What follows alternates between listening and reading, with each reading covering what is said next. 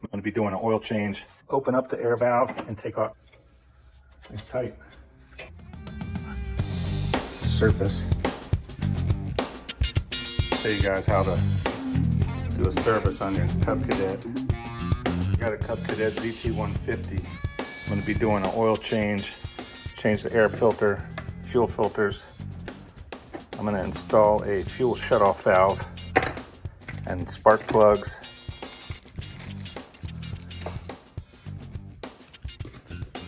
Oil filter, oil. So you want to get yourself some gloves, a rag, maybe a plastic bag. I'm going to use a 3/4 wrench, 1/2 inch wrench,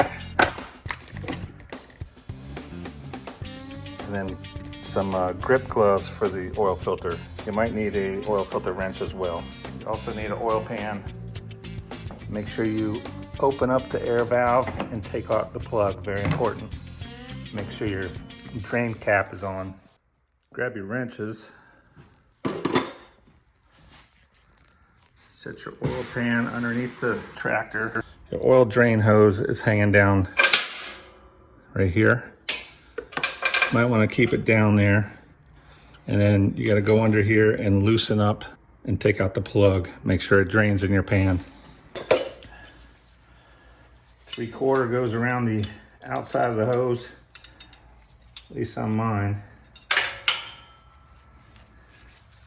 Little tip, I use the boxed in wrenches, 12 point, and it'll fit over the square here. Makes for a good non-slip. You don't strip anything like you would using crescent wrench.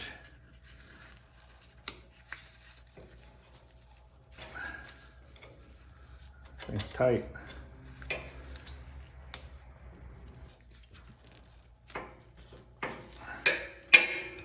That thing was tight.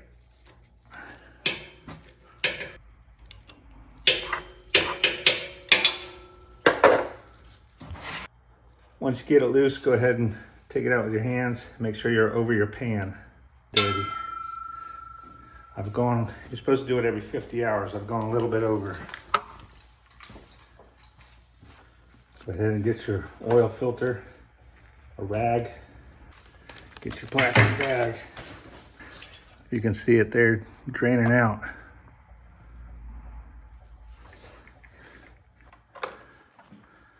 Go ahead and loosen up the dipstick. Some pretty dark stuff there. If you have an empty oil jug, you can also empty it into that. You don't have to go in the pan and then transfer. I just mulched up some leaves, so I did run this. The oil's nice and warm, so it drains out quickly. So right down here, here's your oil dipstick. Right to the left of it is the oil filter. You might need a oil filter wrench to get it loose, hopefully not. Hopefully my gloves will provide enough grip. You might want to get a piece of cardboard or a rag, put under it to catch any oil that's going to drip, and it will drip.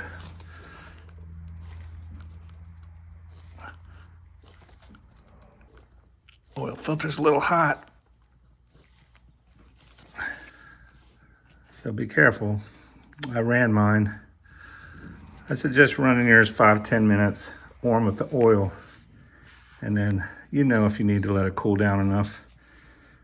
I let mine cool for a little while, but I was running it for about an hour. But the oil filter, it's still hot. But she came loose. Now that oil in there is really hot. So the last thing I want to do is spill it on myself. And turn that filter over in the pan. So see right here, I turn that oil filter over in the pan so that it'll continue to drain. Now I got to clean up this mess right here. And you see how much oil came out of it. And that's why I told you to put a rag under it. It's got this little catch tray here. that should direct the oil into your rag. You could even put a tray under here to catch it. I didn't think of that. Maybe I'll do that next time, because it should come out that tray. I'm gonna go ahead and clean all that up and then clean up the surface. Make sure that your oil filter O-ring isn't stuck. It came off of the old oil filter, mine did. Get all your nasty oil cleaned up so you don't drip it all over your floor. Oh yeah. If you see one of my oil change videos, I always use cardboard, and it usually comes in handy because I can be a mess. Okay, now I'm gonna use the clean rag to clean that surface.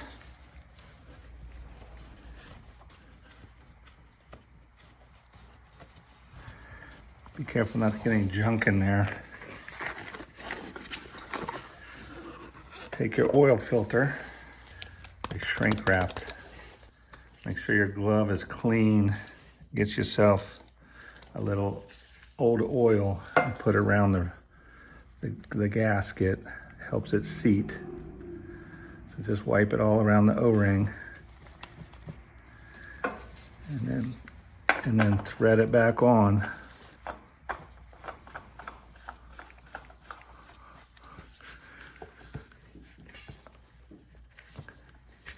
Snug it down as tight as you can get it by your hand.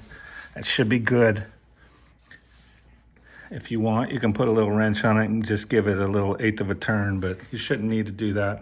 As long as you got the seating surface clean and you put a little bit of oil around it and the O-ring on the new filter is not torn, you should be okay, but you can always check it after you run it.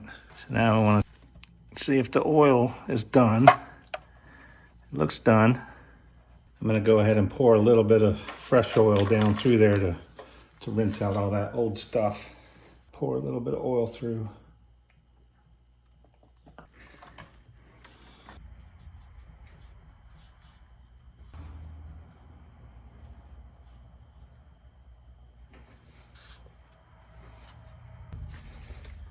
Coming out pretty clear.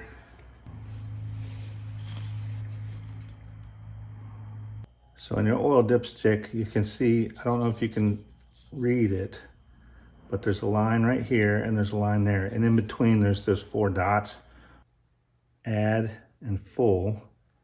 And then here's the 4 dots. So I like to get that oil up here near those top 2 dots.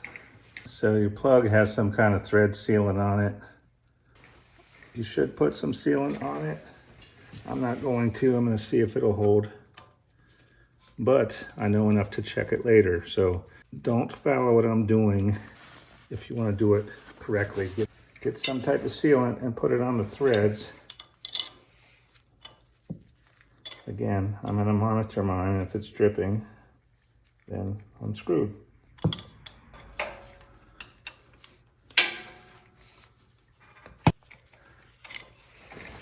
When you're tightening it, you can pull it back up through to make it easier. So now I can pull the hose up here. I could have done that before to loosen it and then put it back down through this hole, but I just did it underneath just in case it started coming out. I didn't want to make a mess everywhere. But now, just since we're tightening it,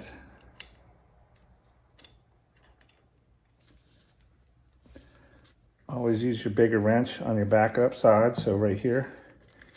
And then this is what I meant. Box end, it's not going to slip on you, but this 12 point, see, this is a square head. The 12 point will fit over top of squares. I'm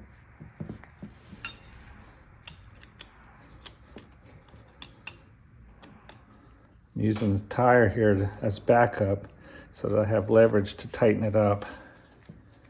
Now I don't need the leverage. It just helps hold the hose steady.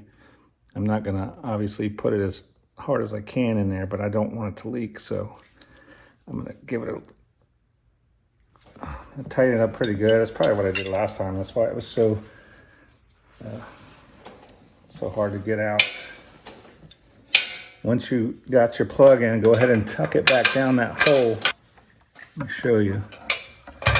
See that hole there?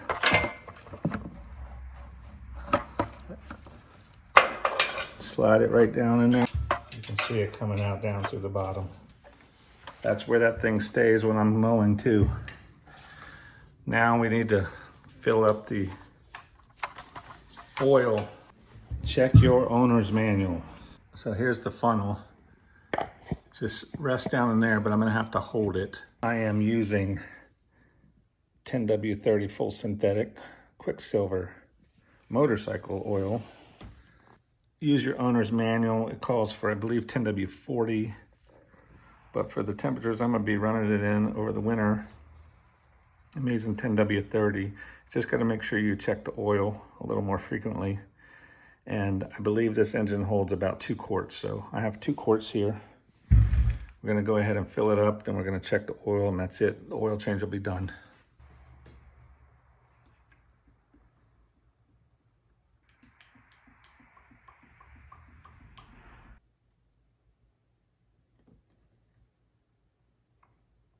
Keep your empty oil jug so you can empty your oil pan into it to take it to an oil recycling place.